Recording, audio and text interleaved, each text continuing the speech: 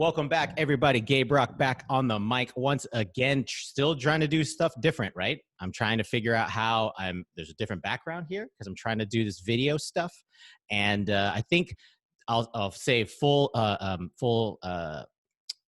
thing up front. So this is a video episode. So if you're listening to a podcast, there's going to be definitely things part of this that are not going to make sense to you. So I'm going to try and upload this to YouTube. The internet quality of this is going to go up and down because between here and Alaska is super duper far. So I don't know how the internet works, but like I'll just tell you that we're going to try and make it work. And really, I'm just looking forward to today's episode. So last week I had the pleasure of of interviewing Brigadier General Jimmy Canlas, and so it was really good to hear his thoughts and perspective of what's going on in the world today. And if you notice, there is a portion of the story where I was talking about how him and I got connected. And so, this is the light. See, what's happening is my wife just pulled up because my daughter just came home from work, and the lights from the RAV4 are directly. Oh, they're not in my eyeballs anymore. That's how we do. We're gonna do it live, and I like it. They're part of the origin story how General Canlas and I met is through actually his nephew, Captain Danny Canlas. And so I'm very, very proud to have, hey, love, I'm very, very proud to have the first non-airman service member to join the Constant Elevation podcast, Captain Danny Canlas. Danny, welcome to the show, brother. Thanks, man. Yeah, dude. Yeah, this is it's been a long time coming. I think, our origin story, we'll get into that a little bit. I know that you were I kept on texting you every once in a while. I'm like, dude, you just need to come on the show. I don't really know. Like, stop it. I'm just going to schedule stuff and you're just going to come on the show. I already got your uncle on here. So now you need to be on the show. And so, but yeah, so you, like I said earlier, you're the first non-airman service member on my show. So tell the audience exactly what's your service background. Yeah, man. So I am a captain in the United States Army. I am full-time Army National Guard for the state of Alaska. I served the first 6 years as a logistics officer. And then about 2 years ago, I branch transferred to infantry. And then I'm currently a company commander for Bravo Company, 1st of 297th Infantry. It's about 130-man element. And yeah, man, just doing my thing. Yeah, it's awesome. Yeah, I want to say welcome home. I know you just recently came back from deployment, and so always thankful for everybody who gets to come home safe. And I was very happy to hear that you made it home safely, even amongst coming back to the craziness of the world. Now, you're back home with your family, and but yeah, it's been a wild ride. So, anyways, all that Army stuff aside, I don't care. It's important, but nope. It's not part of our origin story. Our origin story actually is with right here. 907 CrossFit. And so you and I first met when we were, I was stationed at J Bear, and there was this fitness, like this, I think it was it was some sort of like base awareness kind of thing. And then they had a fitness competition in Buckner. And I was like, oh, I'm just going to sign up basically to get out of work. That's what I heard about it, and I want to show face for it. But that's where I physically met you. I think before then I was emailing 907 CrossFit, just the org box, and just kind of said, hey, so here's my stuff. I'd like to start training there and join the team. And then that's where you and I met. And then it immediately turned into competition because maybe like we saw like, oh, there's 2 Filipinos here. Only one of us can be here. We need to dominate. Man, everything is a competition. You know it that. Is. Oh yeah. And so I'm pretty sure you beat me. I want to say you beat me by like a couple seconds. I'll say barely, but you beat me. And on then the wall ball one. Yes. And I just remember at the end, you're like, hey, so come hang out with us in 907 CrossFit, the strongest box in Alaska. I was like, all right, cool. So then, fast forward a little bit, I get to know you, I get to know Mark, I get to know the staff. And I found out that you've been the affiliate manager for a couple years, right? Yep. 3 years by that point. Okay. Yeah. And so the idea of where the experience that you had, I was sharing with you and Mark that I previously ran a military affiliate box, and that was important and stuff. And I was like, all right, cool. So then do you need help? And yeah, of course, it's a free military affiliate box. You always need help to coach.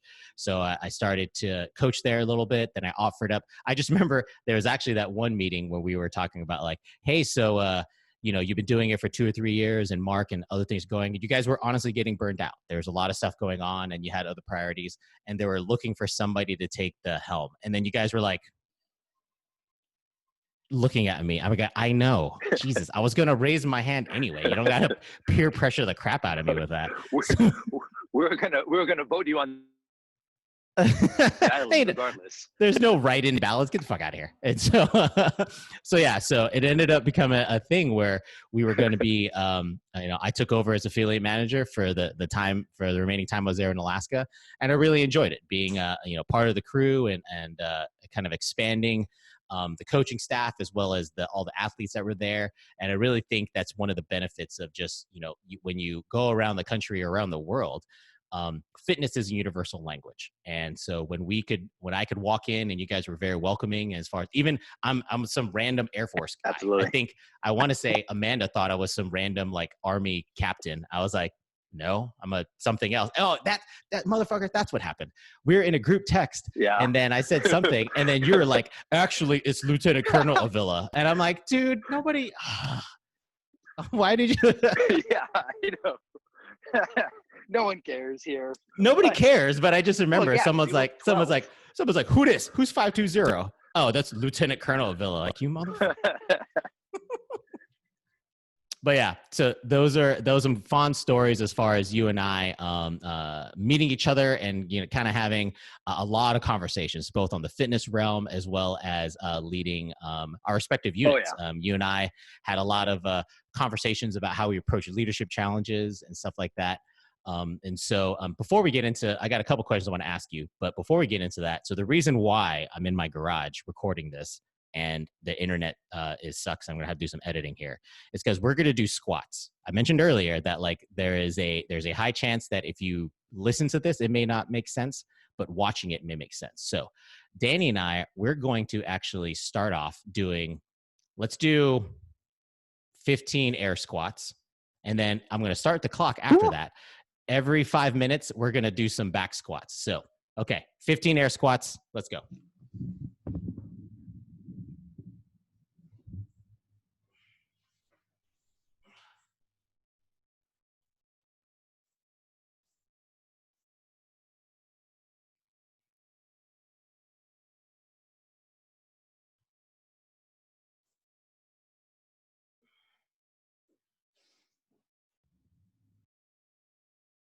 I didn't know.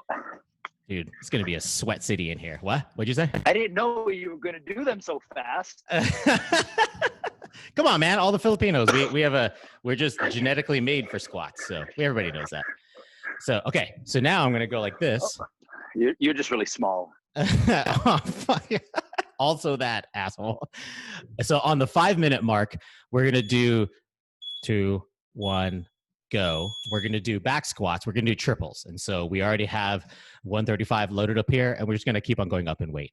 And so it'll be 135, 185, the next one. So at the 10-minute mark. Okay, moving on. So Danny, what I want to ask you is, so both of us have served both as a CrossFit coach as well as some sort of unit physical training leader within our ranks.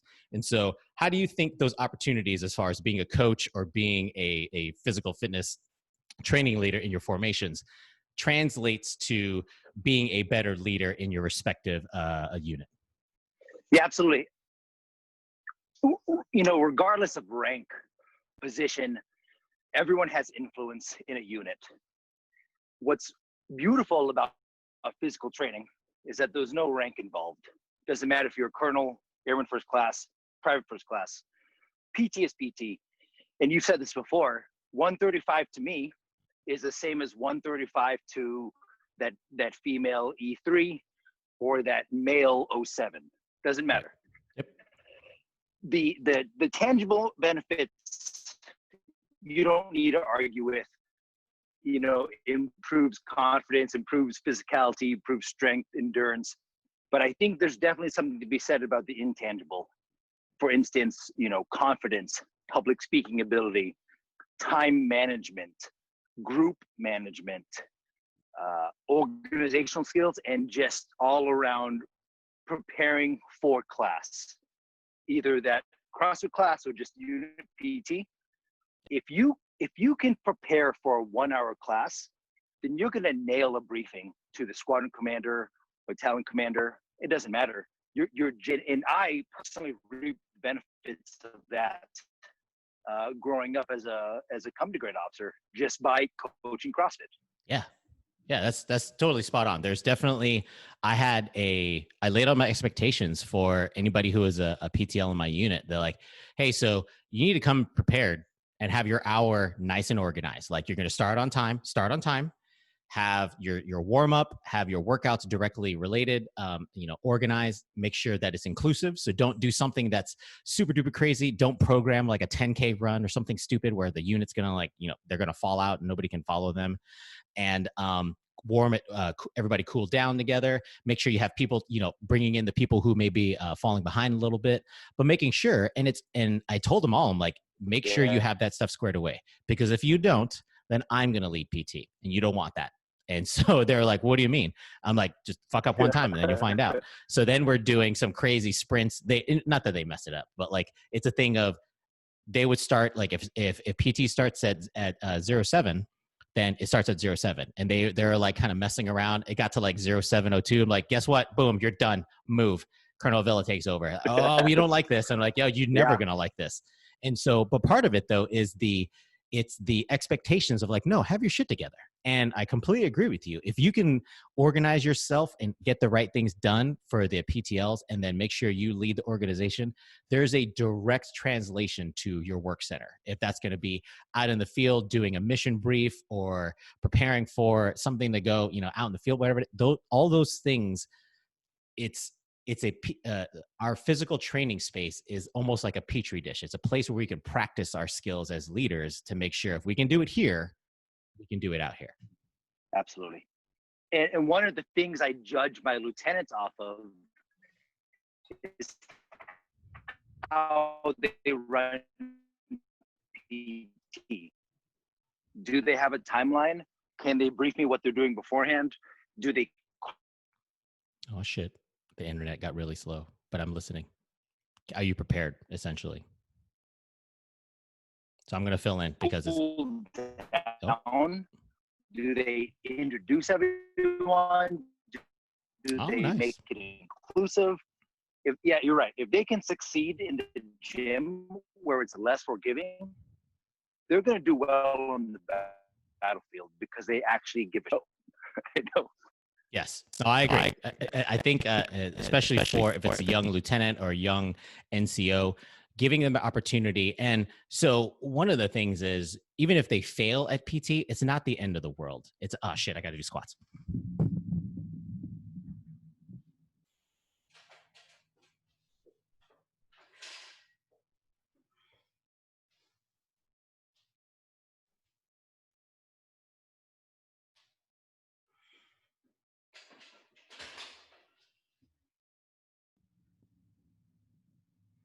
All right, so I did my triple.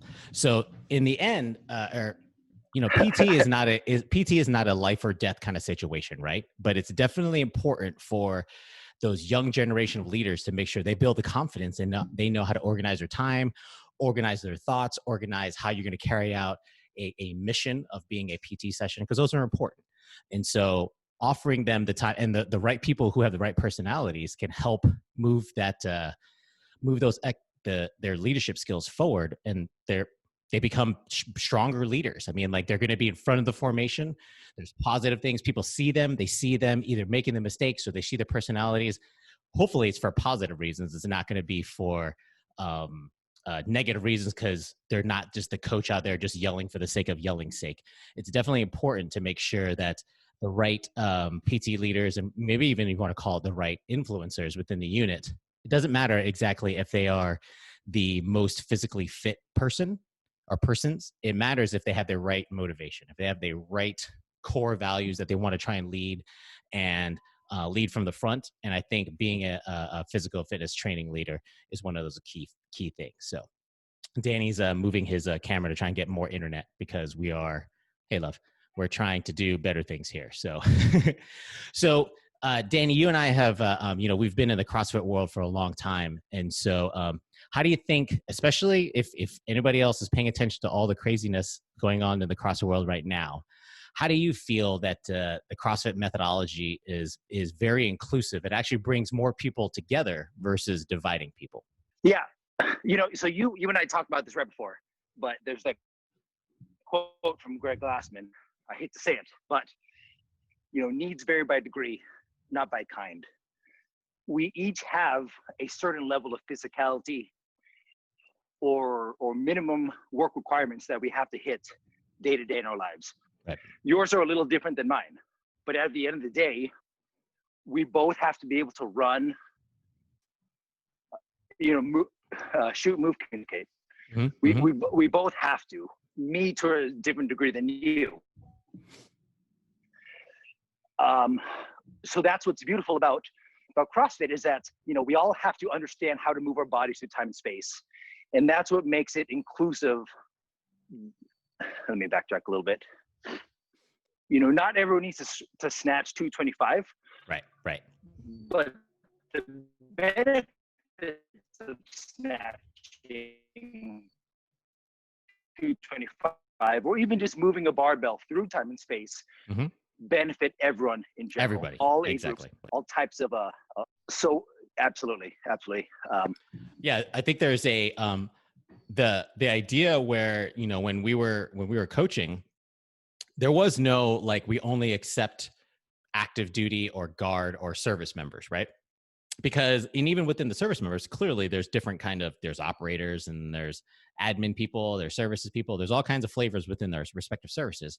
But then 907 was really built on, it was a community thing, legit. And so we had dependents there. We had children, we had like wives there, husbands there, kids there eventually. We could do it safely.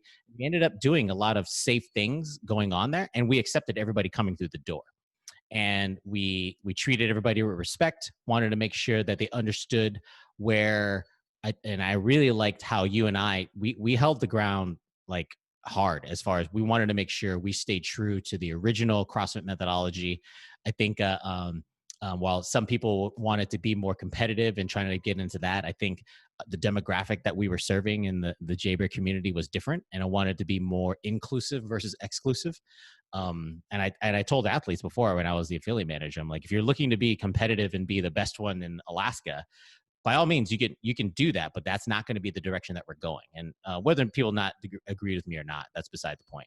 I think it ended up becoming that set us and the vibe within the box as being very inclusive of what we needed, the kind of people we wanted to attract. And it was attract anybody who was interested in functional fitness, who wanted to better their life. We ended up meeting all kinds of people that walked the door and coming from. We got to squat. Here we go. We got to squat.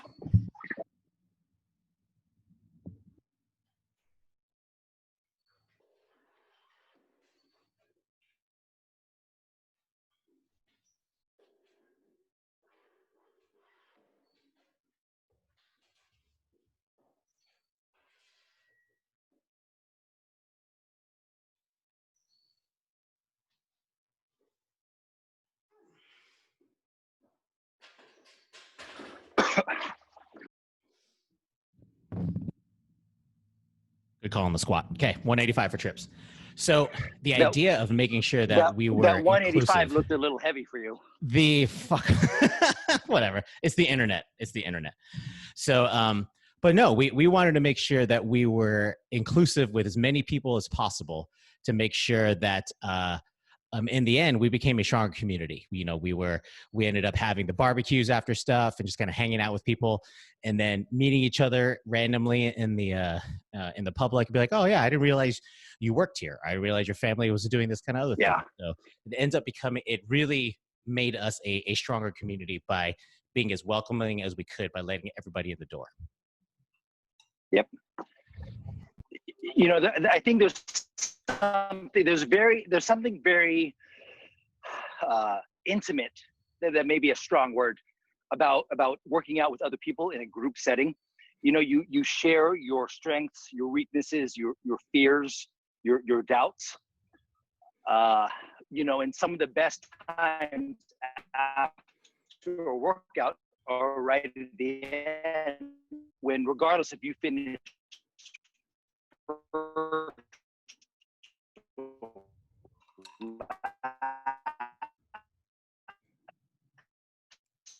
Yeah. I think just recapping what you're saying. So the CrossFit community is very much known for cheering for the last one that comes you across the went through finish the line. exact same work as the Right. guy next to you or gal next to you, and you have that shared understanding, that shared bond. Yeah.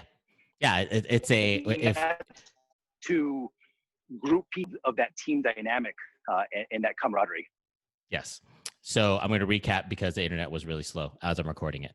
So there's definitely a piece within the CrossFit community to where, like, as soon as you hit 3, 2, 1, go, everybody's equally suffering, if you want to call it that. And at the end, the beauty of what's happening is that there is a piece of everybody ends up cheering the last person. Like it becomes a thing of you want to get everybody past the finish line. You want to get everybody through the suffer because we're all going to be on the ground lying down, whatever it is, because the workout was tough. But like the idea was, like you said earlier, everything, our needs vary by degree, not by kind. There is it doesn't matter how much weight I was putting on. Maybe between me and you, it does matter how much weight we have. But like the idea of all of us are there trying to improve ourselves and just trying to get as physically fit as we can to translate to a better lifestyle, to a better sense of how we approach life. Those things are really, really important. And you don't have, CrossFit was the first time that I saw a fitness regime kind of deliver those kind of effects. And so that's where, I still believe in it, and the methodology, and not necessarily obviously I don't condone or stand by whatever Greg Glassman and his remarks were, but like the methodology itself, you can't take away from that. You can't take away the power of the community that comes through functional fitness that we've built. I mean, I'm going to wear this 907 CrossFit shirt and I'll walk around and be like, if someone asks me something of like, well, you support, like, no, I don't support that guy. I support this whole thing. I support the community we built, the craziness of living in Alaska, and the idea of what we were standing for, the fun times we had, the pain, sweat, and tears that we shared as community. That's what I'm most interested in. And also, how much are we putting on now at 15 minutes? Are we doing one? We're putting 10 more? We're doing 205?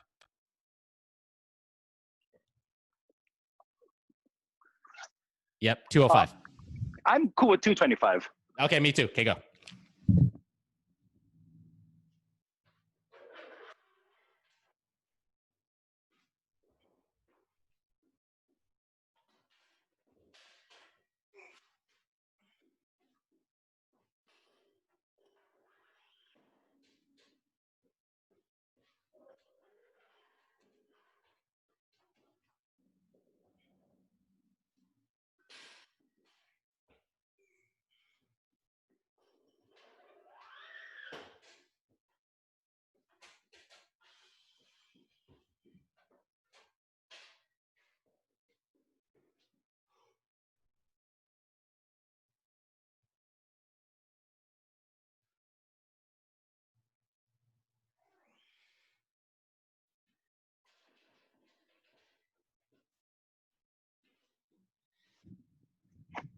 All right, that was more than 225, but whatever. Jesus Christ. Okay. I don't have 45s. I have 45s and 55s. So I guess I had 2-4. But it doesn't matter. I know I did more than you. So we're moving on. So speaking of the peeling, it doesn't matter. I know you're stronger than me. Nobody's gonna test that. Final question: what do you find appealing about the grind of physical training, whether it be CrossFit, whether it be running, whether it be just weightlifting? How do you think those things translate to becoming a stronger leader? Yeah, so I always like to start my day with PT, same as you. And one of the things I find appealing about weightlifting specifically is that you have a task in front of you and you have to use all of your effort to get that done. So, a clean and jerk. You have to worry about fast elbows, catching it under the squat position, standing up, tightening, bracing it up.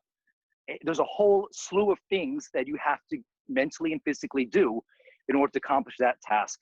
And at the end, you get that, that dash that rush of pheromones through your body, and Right. you feel good about yourself. And to me, if you could increase that pain, that threshold for discomfort a little bit each day, by the end of your service, you're going to be strong as hell, physically, mentally, spiritually. So I like to push myself and see how far I can push myself each day. And it's not by much. You're just moving that lever just a little bit forward each day. But that translates to me into the workplace by just confidence, physicality, and a certain swagger, knowing that, yeah, I clean and jerked double my body weight this morning, so I'm going to nail this briefing. That's right. There's definitely a confidence level of after you put in a good workout in the morning, and then be like, don't ask me to do shit. Or don't challenge me. Don't come at me because it's about to go down. Did you see me do all those unbroken muscle ups? Like, get the fuck out of here. Like, I need to do this stuff. So there's I completely agree with you. The idea where we are, and then, it's task accomplishment, right? You know how it is. You probably do the same thing at work, but you create a checklist and you go through it each day. But if you start your morning with, 10 sets of push-ups, sit-ups, and a 2-mile run, and you knock that out, then you go to the next thing and you knock that out. And by the end of the day, your checklist is done. And just starting the morning with a win, or doing anything in the gym is a win for yourself and for your body, and ultimately for the service. Yep. You're investing in yourself. To be a strong leader. You don't PT. I think being a strong leader is like, if you start every day with squats, it's going to be a goddamn good day. It's going to be a great day. And because I think you're going to end up being mentally stronger because you put that work in. You put that work in before most people are awake. You put the work in because you know it's important, because you're strengthening your mind and your body at the same time, because you're putting yourself in discomfort. Like I'm about to, when I add 10 more kilos to this barbell and hit another triple. No sleeves and no belt, by the way. Oh yeah, that's what's going to happen. I'm going to add more weight because that's more important. 275? So, I don't know. Now, Jesus, no. God, I'm putting 10 more kilos. Get out of here.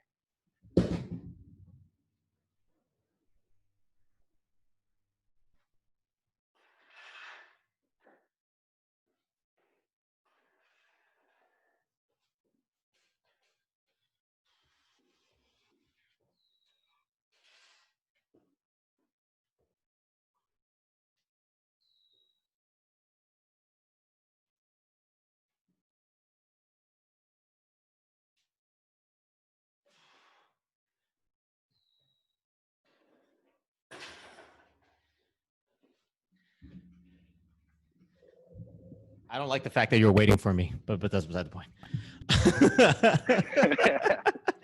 Dude, at some point in time, don't be so slow. Shut the. At some point in time, I'm going to figure out a way that I can make it back to Alaska. We're going to find some TDY, and I'll bring my podcasting equipment so we can do this proper. So we can talk story in front of each other, do the Jesus Christ, do the squats together. I miss this. There's definitely you're out of breath there, Gabe. Your face is out of breath. Whenever we had time to talk before class, and you and I had a lot of conversations before class, or just about anything going on in our respective formations, or wanting to be a good coach, I really appreciated those conversations because I met somebody else who just gave a shit. And I want to thank you for actually being a concerned leader who really cared. Man. Through fitness, we found a way to connect with each other, but then it ended up becoming, our focus was being better leaders. If we wanted to be a better, and we're talking about leader across everything. We want to be a better family man, wanted to be a good soldier, be a better airman, better coach. And so you're definitely you were welcoming me as far as part of the 907 CrossFit team. And I really appreciate you you and Mark giving me the opportunity to lead when I was there. So thanks, bro. No, yeah, brother. I completely agree. I appreciate the time that we spent together in the gym and out of the gym, really just before class, just talking, getting to know you as a person, not Lieutenant Colonel Avila, but just Gabe Rock. And I think that was cool to see, just kind of unstripped or stripped, and just lift us, two bros lifting weights. It was nice. Yes, that's all it was. It was just lifting weights. We would talk about like, hey, how do you handle this conversation? How do you handle his personality? We're like, well, can we talk about it after we snatch? Because that's actually why we're here. Because I mean, we'll get to that eventually. But so, Danny, we're gonna finish this in. I don't know. I'm gonna take off those 5s and put 10s on, and that is some heavy ass triples for me without anything. But that's fine. Want to offer you some final comments before we sign off. No, I just think, I appreciate your passion for fitness and your passion for leadership.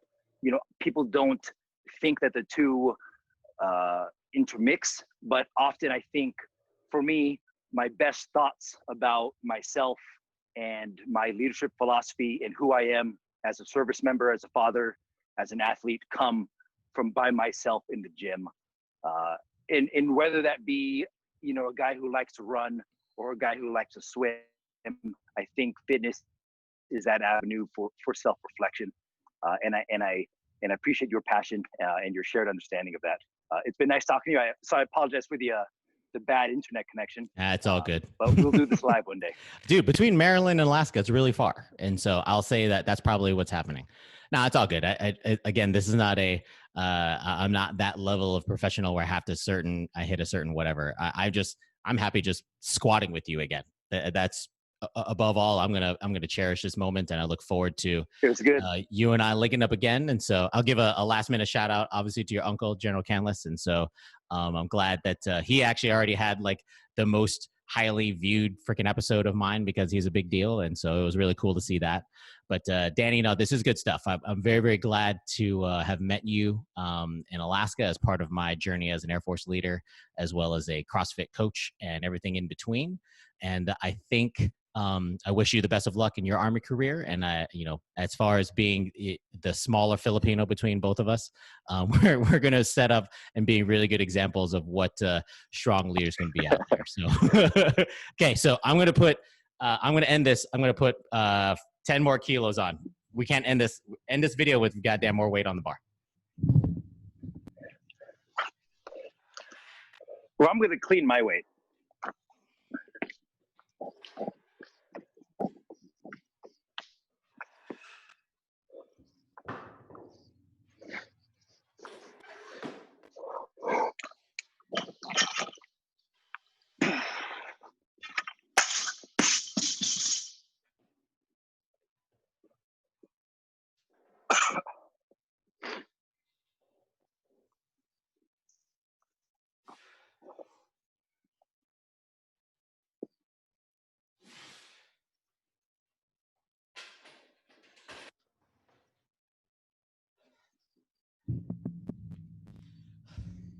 I don't even know how much. Okay, wait.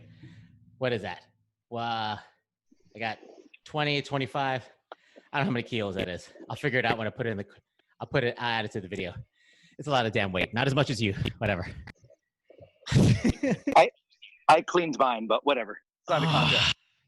It's not a mission contest. All right, Danny, thanks for joining me on this week's episode. Rest of the Constant Elevation audience, we'll talk to each other next week. Peace.